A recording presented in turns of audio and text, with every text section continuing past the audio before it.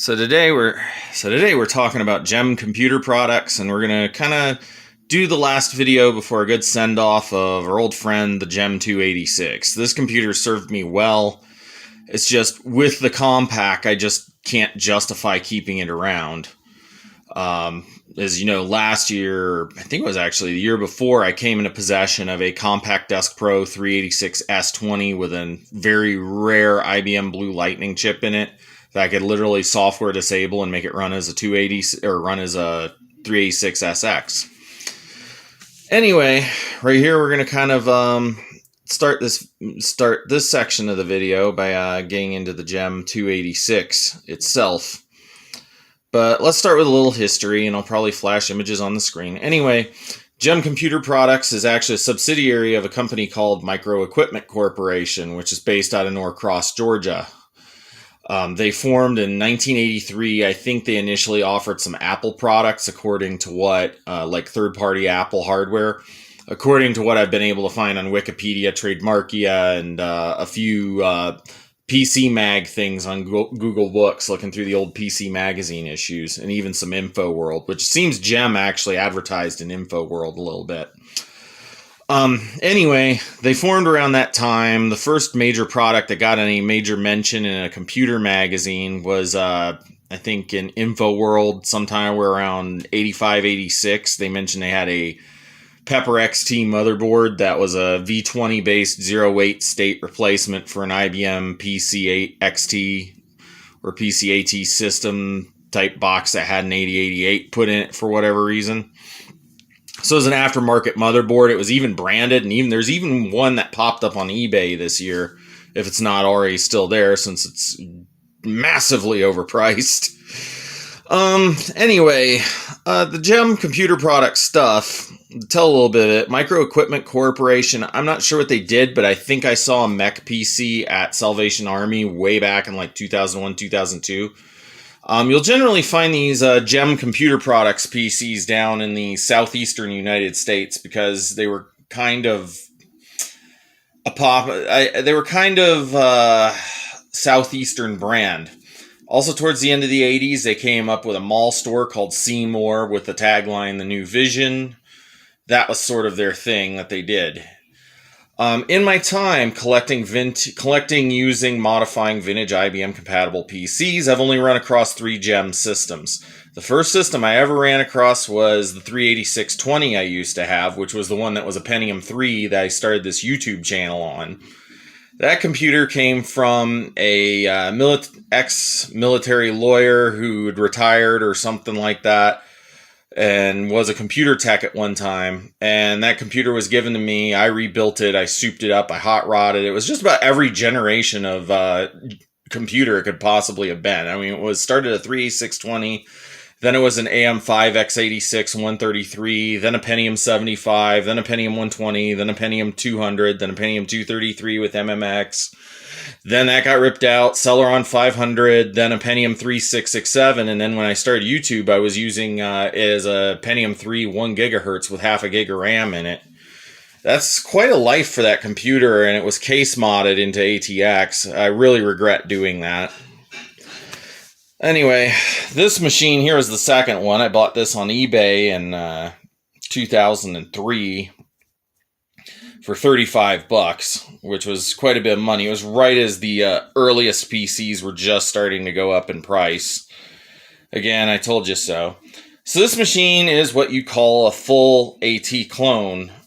Pretty much all the Gem computer products PCs seem to be full AT machines up until about 96. There's another guy on YouTube. I'll maybe throw his clip in here so you can see. Another guy on YouTube who actually has a Gem Computer Products Pentium 120 with Windows 98 on it in an Antec case with this old raster font logo that they'd been using since 1983 on it.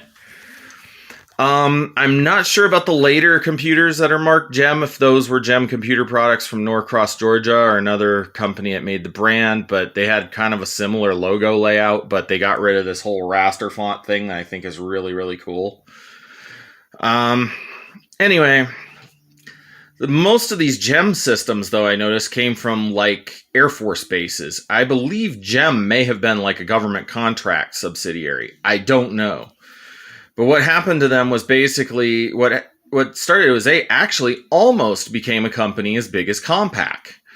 And this was interesting. So I was looking for more information on the company. I found out that in 1989 they were building a warehouse in Salt Lake City and had an office in Salt Lake City that they were expanding operations to, and they had a office and maybe even a warehouse in Silicon Valley, California. So they were trying to get their GEM computer products machines spread out all over the country. These guys almost could have been a Compaq, which makes them very interesting. And one of the reasons I regret that previous case, I'm wondering if that was like a really unique thing. Luckily, I took the dimensions and measurements and stuff, and I might recreate that in the future. But this machine here, creepingnet 286, aka GEM 28610, this is your pretty bog standard late 80s, early 90s AT clone.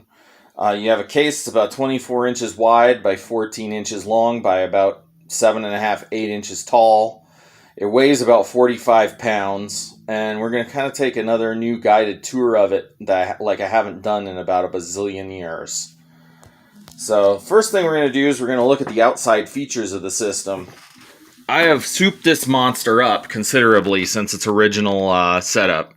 So you can see you got the GEM Computer Products logo here, the classic. I love that logo. It just looks cool. Very 80s. The raster, the whole raster font thing that's going on there. I don't know if it translates to video well. There you go. I kind of latched onto it there for a second, but there's like little lines. It just looks cool. Your bog standard AT control panel. You have your key switch here, which just turns the keyboard off. I even think I might actually have matching keys for it, believe it or not. One of the perks of this system. Let's go see. Dig around in here.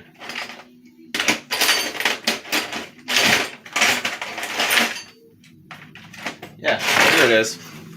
So we have, I believe this is a matching key that actually works. I bought this at, of all places, a computer shop in Everett, Washington. Yeah, I don't know if it'll fit or not, but it might. But yeah, almost all these key locks use this kind of key. For them. That's how you use the key locks on these. A lot of people disable them. I leave mine enabled. I just leave them in the off position. I don't think anybody really uses these. This was kind of what you did before Control-Alt-Delete in Windows. Was you just when you went to lunch, you just took your key, you popped it in there, you locked your keyboard out, and nobody could mess with your computer. Plus, people were way less computer savvy back then. Although I could beg to argue on that. You have, of course, the obligatory turbo switch. This is what slows the computer down. This being a 286, it actually slows down to the speed of an original IBM PC or something close to it. So it's actually a really good gaming box for that reason. It works really well with the CGA, EGA, older DOS games, as well as it works really well with even some new stuff. And I've even been able to get SVGA working on this thing, which is pretty incredible for a 286. Reset button, of course, hardware reset. You have all your classic LEDs. You got the green power LED indicated by the sun. You have turbo. Sometimes they'll put like a lightning bolt or some other thing there. And then you have your hard disk, which instead of the cylinder, this one has a kind of an interesting floppy disk shape for the LED. That's kind of interesting. Yeah, GEM had some pretty interesting cases. I mean, still nothing will beat that Parkview metal style, full AT Deskpro style chassis I used to have. But we're going to go over here. I've swapped the floppies out in these. These GEM computers are pretty notorious for having floppy drives that went bad. Actually, the original floppy is in creepingnet 286 for the 1.2 megs. So this has a much more reliable TAC drive in it, and an Epson floppy and an adapter. And yes, it has a CDRW burner drive in it. And yes, it'll work with the right drivers. I have a driver pack on this that actually works for that. I might have to reconfigure it to get that to work, but that's the thing. As you can see, all 4 feet have fallen off. You can see the two indents that hold the AT power supply in partially on the back. Just like any AT system, any actual AT desktop like this will have this standard style chunky power switch back here. I love these. The only thing I don't like about these is when you left your old computer on and your wife's at home trying to figure out how to turn the darn thing off, because most regular people these days do not know that this was the way PCs originally turned on and off back in the 80s, 90s, or mostly the 80s, really. I actually like these, but I also understand why they went out of favor. It's just so much easier to find your power switch when it's on the front of the computer.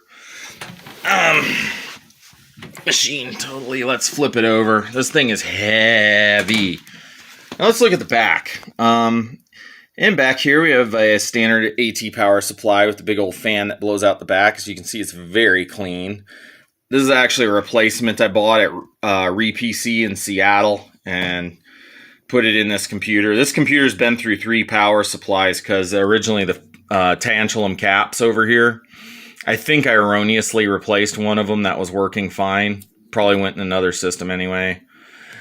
Over here you can see we have the FCC ID number for this system. We have the actual original serial number and serial number tag for it. We have your 110 or 115 to 20 volt switch here. Never switch this over, an American thing. Of course, there's only one screw. That's what it's always had. These gems used really weird screws in the back that were like bigger than a hard drive screw and had a weird thread on them. As you can see, this one's been opened quite a bit. Over here we have your IEC monitor pass-through, which works. I use that. And you have your IEC power jack. This is something nobody discusses on vintage computer forums or anything else, but these little things here. These were actually cover plates. They're intended for you to take the unused ports on this bracket and transfer them over here so you can have all 8 slots usable by cards. But you notice in the 80s, they didn't really, in 90s especially, they didn't use these at all. They just left the knockouts back here and, you just dealt with being down 1 slot. Not like most home users really had a need for more than maybe, 5 cards max. Even though everything's on cards. Standard DIN keyboard jack, perfectly solid. Yes, I have all my livery on here from Dymo labels. I used to label all my ports and stuff because I like to be able to look at the back and rattle off the specs and just, nerd stuff. Anyway, right here we have the back of my multi-IO card. That's your 15-pin game port, 25-pin serial port, 9-pin serial port, and a 25-pin parallel port, but most people back then used to call it LPT or the printer port because that's what your printer usually attached to, though you could attach scanners and zip drives and stuff to it too. Sound Blaster CT1600 Pro 2, missing a little screw there, of course. Blank cover, nothing in that slot. SMC 8416 Ethernet adapter. All my PCs have Ethernet cards in them. Actually, I just realized we have 2 in here, so we might need to remove one of those. Because we have this one here, the SMC, and then we have this guy over here. And I don't think we need that one. And plus, I probably should keep a spare around, so we'll pull one of those cards out. And this is a Sang Labs ET4000 1MB SVGA. Yes, this is way too much overkill for a 286, but that's the way I like my computers. I like them souped to the hilt when they're vintage. And overall, this is a nice little vintage system. And yeah, it's got scratches and dents. It's missing a couple screws. I couldn't do anything about the screws. You could probably find some replacements at Lowe's or something. That's one of the reasons I'm kind of letting this one go, is because it's a good working turnkey DOS system at this point. But it's I just don't have a use for it anymore with the 386SX, and we'll talk about that in the next segment. So now we've taken the cover off the case, and now we get to look inside. You might notice something oddly absent from the center bay. That's because I've replaced the hard drive with a 2.5-inch laptop hard drive out of an NEC Versa V50. It's 325 meg. It's appropriate for this machine. I have had as big as 8 gigs in here, but I find anytime you get to a PC that's older than a 386, there's really no point in having a hard drive over maybe 2.1 gigabytes, because software for these old machines takes up mostly in the kilobytes, and some of it might take up a few megabytes, but you could literally jam so much stuff on one of these on like a 2.1 gig drive that you wouldn't even be able to use all the software. As you can see, I might be throwing in some rails if I can find them for this. These are the old style drives. They affix from the sides with the little clips here, and you have little plastic drive rails, which you can see on the side of the CD-ROM. This one had a mismatch set. When I got this computer, focus, dang you, focus. There you go. Anyway, when I got this computer, it had very different specs. It had an AST multi-IO card, which indicates the hard drive was probably replaced. It probably had a Seagate ST251 or 238R or something like that when it was originally built, and it had one of those long 8-bit IO cards or a 16-bit one that had, the MFM RLL stuff on it. This one came to me with a Seagate 540 meg drive with a dynamic drive overlay on it, so it had the full 540 megs on it, and I used that drive till it died. Actually, I swapped it with an 8 gig for a while when I first got my Tandy 1000A. I think I have the same card in here. I can't remember exactly. Over here. And then I didn't have an Ethernet adapter, no sound card, no nothing other than a Paradise, Western Digital Paradise PVGA 1A SVGA 256 card, which seems like the bog standard Gem would build their computers with. Of course, this is way more souped up. This has got the multi-IO card in it. It's got the sound blaster. It's got the freaking... I've got 2 Ethernet cards in here. I need to pull one of them out. And then we've got the...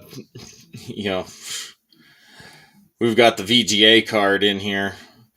Documenting more of the stuff. This motherboard is a Octec Revision 5.1. I'm trying to get you a good latch on maybe where the logo is. But there's the serial number of the board, and there's the board itself. This is a 286 motherboard with a American Megatrends 286 BIOS. Right there's your Intel 286. Back here is the IIT 80C287 12 megahertz math coprocessor, which I installed. I got that out of a dead IBM PS250Z. Back here we have this. I know this is like bad juju, but this is one of the most mysteriously reliable parts of this machine. This ate up that trace there, and I fixed it, but weirdly enough, this battery, this Varta style battery, has not leaked enough to really damage anything. I cleaned up all the leakage and everything a long time ago and patched the traces. And then, when I did that, it's still holding date and time. This is like a 30-year-old battery, and it's still got a charge, and it's still holding the system date and time. That's incredible. I've never had to change the battery out. And as you can see, it's silk screened for a CR2302. So I'm willing to bet if someone was enterprising enough, they could figure out a way to actually put a CR2302 button cell in this computer and make it pretty much one of the most modern 286 systems you could probably get your hands on. Looking over here, and by the way, I did the trick with that 2302 over on my 486. Looking over here, we got support for DIP memory and for 30-pin SIMs, which has 4 megs of 30-pin memory in it. 4 megs is a lot for a 286. The original IBM AT shipped with 512K, 512 kilobytes. This has 512 megabytes, and this large cable here is actually the internal speaker going through the sound card. So you don't wake people at night when you're playing DOS games that don't have support for a freaking FM synthesis or sound blaster. Over here is the DIP switches. That's another part of the configuration. Yeah, it's a nice little motherboard. Actually, there's the Octec Revision 5.1 logo right over there. And as you can see, I took the speaker out. I do this with all of my computers because I pretty much prefer to have all the sound routed through the sound card. It just allows me to adjust the volume. If I'm, staying up late and somebody else is sleeping, I don't wake them up in the middle of the night with, freaking internal speaker clickety-click noises. One of the most intriguing things about Gem to me, though, is always the fact that they use these ginormous AT cases, but then they use, like, these little baby AT motherboards in their computers. And this newer AT power supply, as you can see, granted it a lot of room over here. Ideally, if I was building this system new and I had this power supply and had this motherboard, I would probably hang the CMOS battery over here. But yeah, whoever lucky person gets this gets the 44-pin adapter. This is actually being shot after I shot the video of it.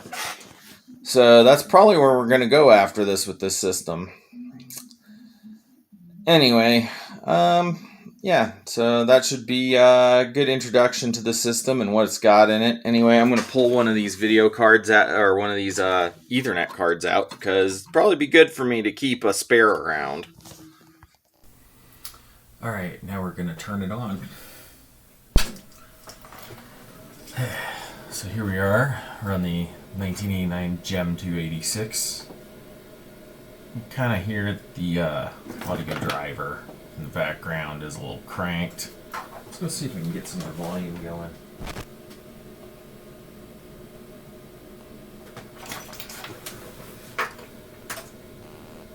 We're in turbo mode. We press delete to go into setup and diags. Let's see, run CMOS setup. Of course, it's got the old Varta battery in it, so we need to update the date.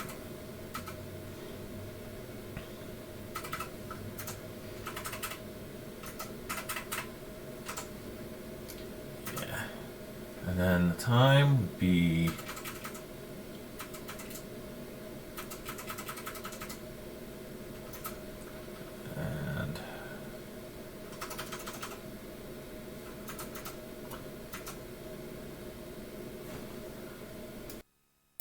so we're setting the BIOS settings, the American Megatrend BIOS, as you can see, we have the hard drive set. It's a 328 megabyte hard drive, type 47. We have all that. Scratch RAM option.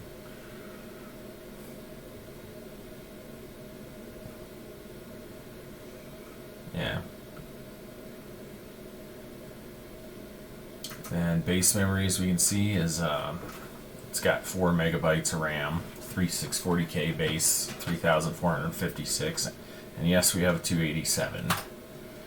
Anyway, we're going to write the CMOS data because it needs an up-to-date time. I'm not going to connect it to the internet this go around, even though this was the computer that did the 286 internet access thing. We're on CMOS setup. Oh no, we want to do the diagnostics bit. Show that off, because this computer is a very early example of a PC with onboard diagnostics. So here we are. We're in the diagnostics. You can do auto interleave because this is a 286. This was still back in the day of MFM hard drives, although it's got a 2.5-inch IDE drive in it. You got media analysis. You got a performance test for the drives. You can also do the floppy, keyboard. You got the video. You can run like all tests on it.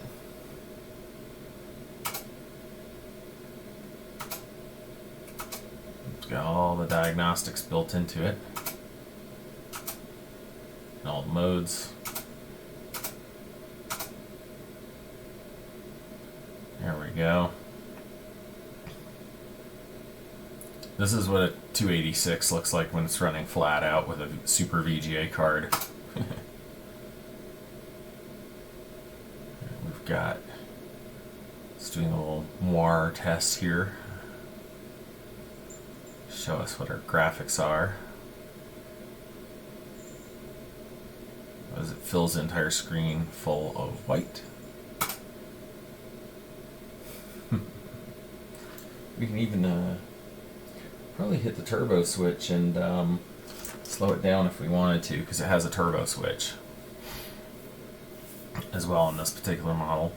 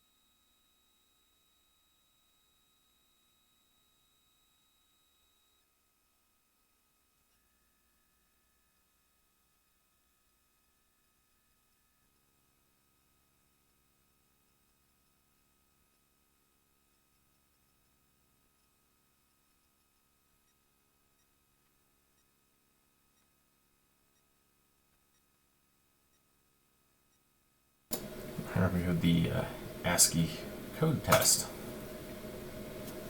So you can just hit all the keys on the keyboard and it'll tell you if they're working.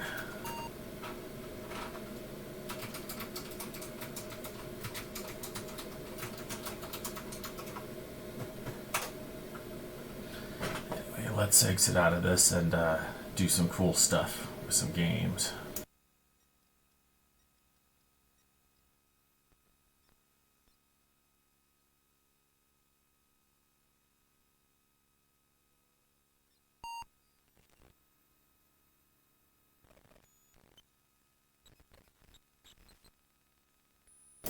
Of course, we're going to hit escape.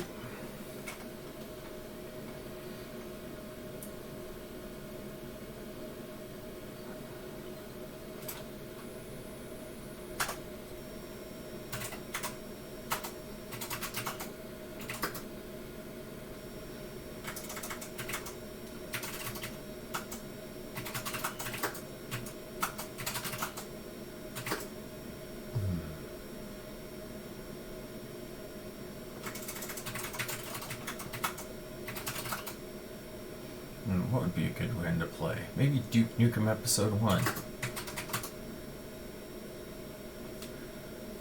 Anyway, I'm going to just sort of play through some of these games and let you see them in action.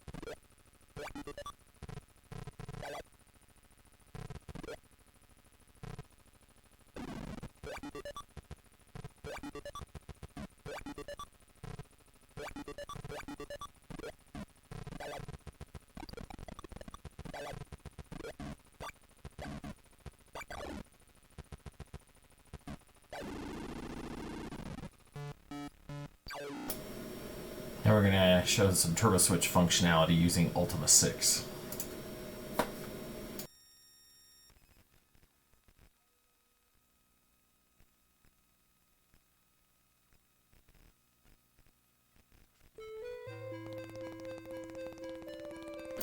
So this is Ultima 6 on a 286 and about how fast it runs, which is really kind of the proper speed.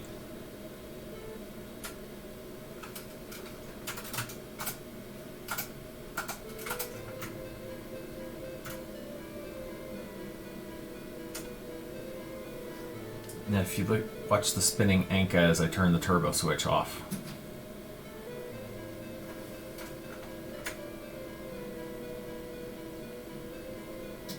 Versus this.